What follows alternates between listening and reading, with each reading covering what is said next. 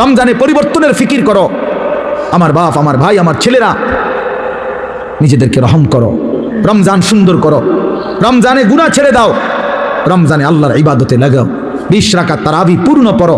5 ওয়াক্ত নামাজ জামাতে পড়ো। ভাইয়া কেন নষ্ট হইলা? সে তোমার মূল্যায়ন করে। তোমার এই চুল, তোমার এই প্যান্ট কোন ছাগলে দেখে?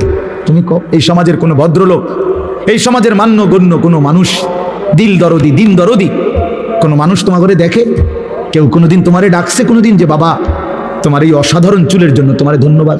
যে আমি যে প্রতিনিয়ত চুল পাল্টাইলাম, ডিজাইন পাল্টাইলাম, ফ্যাশন পাল্টাইছি, তো মানুষে আমারে কিতা কয়? আমি তো অনেক সময় বলি যে তোমাদের সমবয়সী ছেলেরা যখন তোমারে বলে দোস্ত তোরে সেরকম লাগে, তো তুই জিগাও না কি রকম?